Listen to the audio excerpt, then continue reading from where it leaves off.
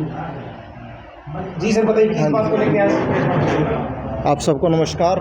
मैं राजेंद्र गुप्ता, जिला संयोजक स्वदेशी जागरण मंच से हूं और ये मेरे साथ में हमारे सह संयोजक हैं संदीप गर्ग जी और नगर के सह संयोजक राजेश ग्रोवर जी और हमारे कार्यकर्ता हैं मुख्य कार्यकर्ता सुनील कंडेला जी और प्रदीप शर्मा जी हैं और इधर राकेश सिंगल जी हैं।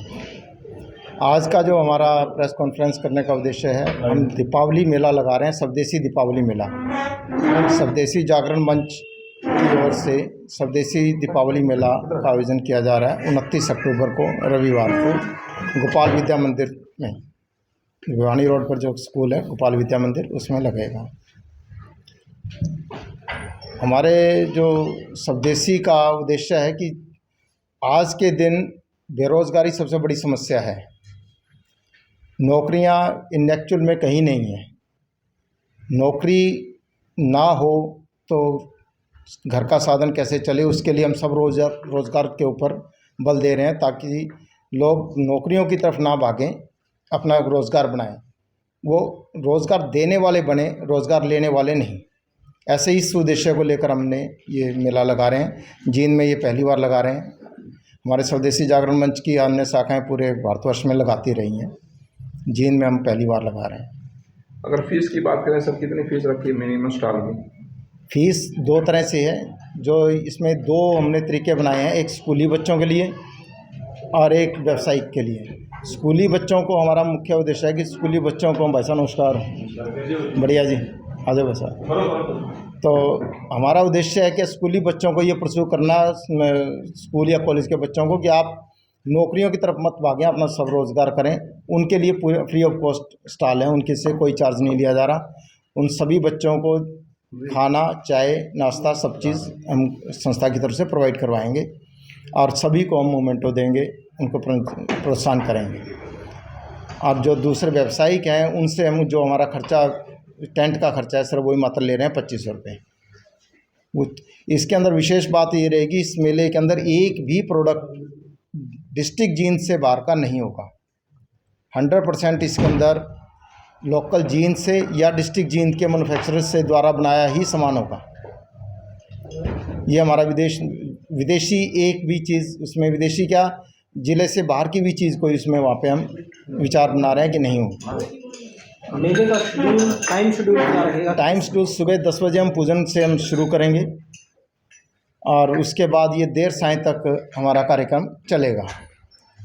दिन भर हमारे सांस्कृतिक कार्यक्रम चलेंगे बच्चों द्वारा और लोक कलाकार जो हैं उनके द्वारा दिन भर कार्यक्रम हमारे चलते रहेंगे। अब तक हमारे पास सांस्कृतिक कार्यक्रम के लिए जो स्कूली बच्चों के स्कूल के जो कार्यक्रम आए हैं वो 22 तो हमारे पास कंफर्म हो चुके हैं। कुछ स्कूल और भी अभी कंफर्म करेंगे जो अपने बच्चे अपनी परफॉर्मेंस देंगे।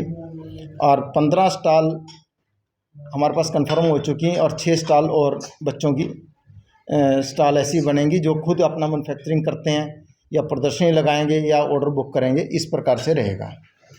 तो जो स्टॉल है उसकी कोई लिमिटेशन भी है कि इससे ज़्यादा नहीं, स्पेस की वजह से? हमारे पास टोटल मैक्सिमम से मैक्सिमम 45 स्टॉल का, भैया थोड़ी देर 45 स्टॉल का वहाँ पे स्थान है और हम 45 स्टॉल वहाँ पे लगा रहे हैं। बुकिंग हमारे पास ज़्यादा की है लेकिन हम 45 से ज़्यादा नहीं करेंगे। तो उसमें मेरिट डिमेरिट कैसे आप डिसाइड करते हैं? सबसे पहले हम जितना स्थान है, जो स्कूल के बच्चे हैं उनको देने का स्थान हमारा रहेगा कि जितने भी स्कूल के बच्चे अगर हमारे पास आते हैं उनको हम ज़्यादा प्रेफर करेंगे। व्यावसायिक को, लोकल को ही करना है, हमने दूसरे को करना ही नहीं। जितने लोकल जिनके मैन्युफैक्चरर हैं उनको प्रोत्साहन देना है और वो जितने हम लगभग सबके पास पहुंचने का प्रयास किया है। जो बहुत से लोग ऐसे हैं जो अपना मैन पावर की वजह से स्टॉल नहीं लगा पा रहे, इच्छुक हैं, लेकिन वो ये समझते हैं कि हम वहाँ पे व्यवस्थाएं कैसे करेंगे, वो भी रह गए। अब जो व्यवस्थाएं कर रहे हैं तो उनका स्टॉल वहाँ पे लगे। एक आपने बुकलेट में लिखा हुआ सर, इच्छा से देसी, जरूरत से स्वदेशी, मजबूरी में विदेशी। हमारा क्या उद्देश्य है कि हम स्वदेशी मेला लगा रहे हैं लेकिन उसमें भी हम देसी में आ रहे हैं। हमारा उद्देश्य यही है कि हम जो लोकल जींद से हैं, सबसे पहले हम अपने लोकल वालों को जितना बढ़ाएंगे, उनका रोज़गार अगर बढ़ा होगा तो अपना स्थान, अपना शहर बढ़ेगा तो ही देश का एक हिस्सा है वो आगे बढ़ेगा। उसके बाद हमारी ये इच्छा है कि अगर आपकी कोई चीज़ की खरीदने की इच्छा है तो सबसे पहले आप अपने लोकल से खरीदो और उसी की मैन्युफैक्चरिंग को खरीदो। अगर आपकी ज़रूरत है कि आज तो ये चीज़ खरीदनी है तो आप स्वदेशी जो भारत में बना है वो सामान खरीदें। मजबूरी में हम विदेश का भी खरीदेंगे।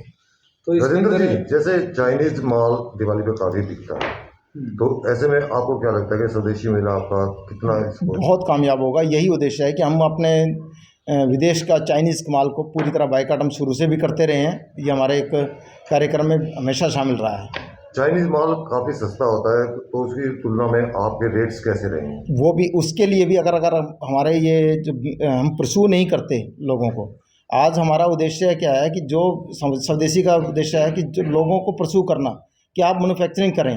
जितना कंपटीशन बढ़ेगा उतना माल सस्ता भी खरीदा जाएगा और सस्ता बेचा भी जाएगा। चाइना की तरक्की का कारण ये है कि वो नौकरी की तरफ नहीं, वो अपना टोटली जितना मैन्युफैक्चरिंग है घर घर में मैन्युफैक्चरिंग करवा रहे हैं। वो जब इतना माल बनेगा तो बिक्री भी उतनी बढ़ेगी, उतने ही ग्राहक ज़्यादा आएंगे, उतना ही सस्ता माल खरीदा जाएगा, उतना ही बनेगा। मार्जिन का कोई लिमिटेशन नहीं होती। किसी को सबर 100 रुपये में 100% में होता है, किसी को 2% में भी होता है। जब कंपटीशन में उतनी सेल बढ़ेगी तो वो कारोबार भी बढ़ेगा। यही उद्देश्य हमारा है कि चाइना हमसे आगे सिर्फ इसी उद्देश्य में है कि वो इतनी उनकी मैन्युफैक्चरिंग हो जाती है, वो अपने आप सस्ता और उनका सस्ता बनता भी है और बिकता भी है। तो आपको लगता है कि आपके जो रेट्स होंगे, जो इस मेले में रेट्स होंगे, जो प्रोडक्ट्स होंगे उनके रेट्स होंगे, वो चाइना के माल की तुलना में कुछ कहीं कम्पीट कर पाएंगे? उससे हमारा कोई उद्देश्य नहीं है। हमारा उद्देश्य रेट को लेकर नहीं है। अभी तक जो सबसे बड़ी बात है परसू करने की, अभी तक किसी की इच्छा ही नहीं होती कि हम व्यापार करें या मैन्युफैक्चरिंग करें। सबको अगर